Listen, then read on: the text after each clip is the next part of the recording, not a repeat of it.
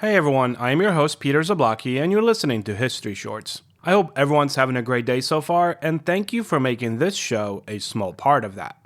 If you'd like to help me out with a small gesture, please leave History Shorts a rating or a review and click that subscribe button if you haven't already done so. For sources and books used as the basis for these episodes, how to advertise on the show, and other information such as a list of our upcoming guests on the Conversation series, or a link to our Patreon account where you can listen to exclusive episodes not heard here, please visit www.historyshortspodcast.com. Today's episode is brought to you by the Podcast Republic, your ultimate podcast listening app. Discover and subscribe to thousands of podcasts from around the globe, all in one place. Download Podcast Republic now and take your podcast experience to the next level. Having said all of that, in the glittering court of Imperial St. Petersburg, amid opulent balls and the orchestra sweeps of Wagner and Tchaikovsky, a forbidden romance once stirred hearts and defied decorum. The man destined to become Russia's last Tsar, Nicholas Alexandrovich, found himself irresistibly drawn to a ballerina who moved like a goddess on stage and held his fate in her poised grasp. Mathilde Kschessinska, the enchanting Prima Ballerina of the Mariinsky Theatre, captivated more than audiences. She captured the Tsar. Or did she? Here is the rest of that story.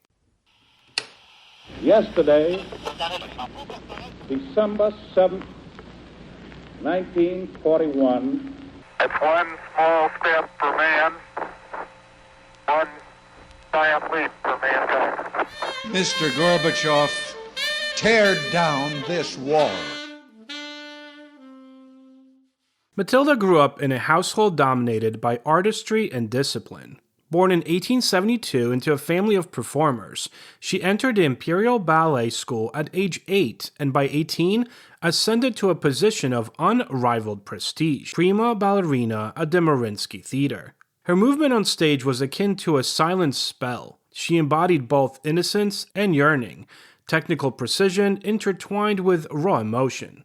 It was at her 1890 debut that a young Nicholas, recently emerged from the shadows of his father's domineering reign, sat transfixed in the audience. For the first time, he glimpsed the possibility of something beyond his preordained life. Matilda would later recall that night with soft astonishment. He was in the audience, seated among the elite, reserved, aloof, yet his eyes found me. I felt seen, not as a dancer, but as a woman. Nicholas, conversely, was consumed by an intensity he had never known. She described him romantically. He had the gravitas of a man born to command, yet there was tenderness in his glance that made me tremble. That quiet tension between public majesty and private vulnerability became the foundation of their connection. In the months that followed, their relationship matured in hidden moments and stolen notes. Nicholas reportedly sent Matilda flowers backstage and borrowed scores from her rehearsals, selected not for their dance, but for what they revealed about her heart. Matilda became the confidant. Nicholas became her protector in a world where patronage could fall fast and alliances shift in an instant. From 1890 to 1893, they wove an intricate web of private lunches at aristocratic salons, walks under moonlight, and well-guarded ball invitations, all carefully hidden from the watchful eyes of court society. Their bond was idealized as innocent in spirit, though potent in effect. She remembered one clandestine exchange, Nicholas pressing a rose into her glove. I saw in his hand the future he imagined, soft, fearless, ours, and I believed for a breath that it might be so. For Nicholas, the relationship was liberating amid the suffocating structures of autocracy. He whispered to trusted aides that she was the only woman who ever taught me who I truly am when I am not a czar. But he was the next in line to lead a crumbling empire. Public duty would clash with private longing. The love affair faltered when Tsar Alexander III fell ill, and Nicholas was thrust forward. In April 1894, Nicholas became a Tsar overnight, a trembling youth crowned amid the stiff regalia of power.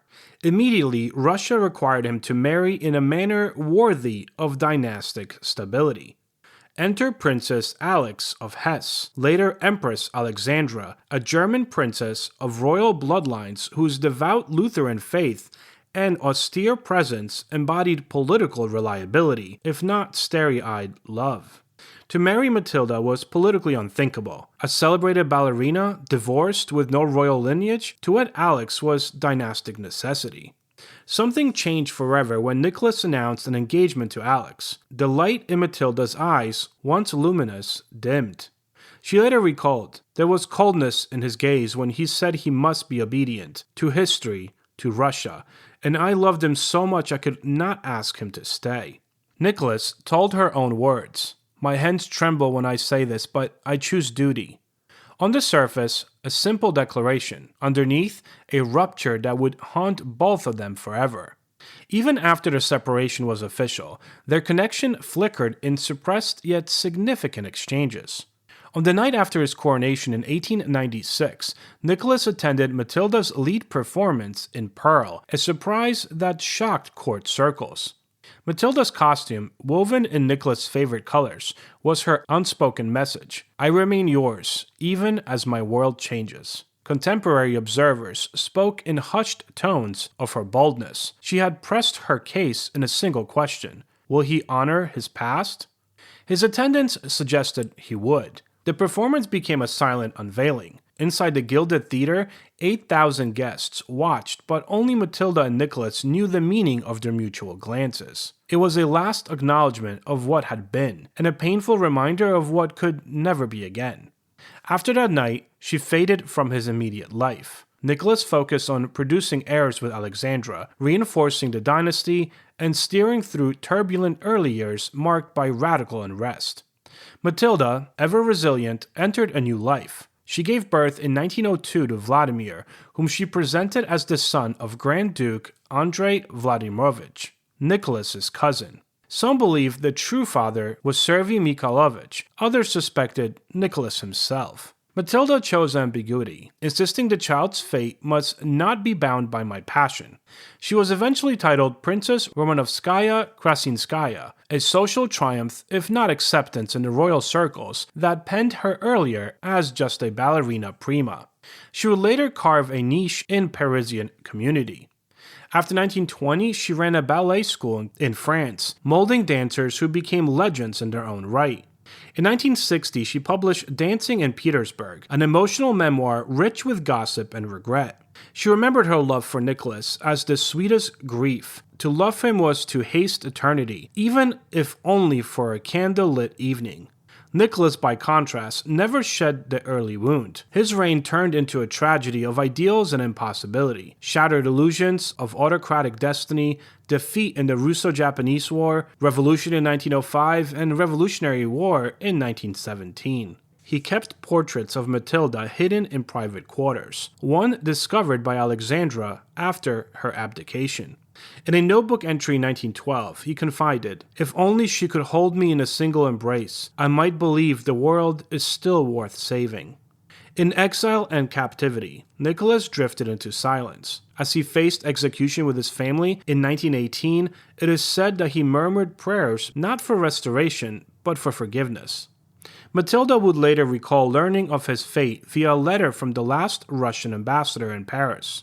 "They killed the man I loved, but they did not kill the memory of what he gave me. Love was his gift, and it survives all regimes." The story took unexpected resonance in 2017 when Russian filmmakers released Matilda, a dramatization of the youthful romance. The backlash was fierce. The Russian Orthodox Church, having canonized Nicholas II and his family in 2000, protested the film as blasphemy.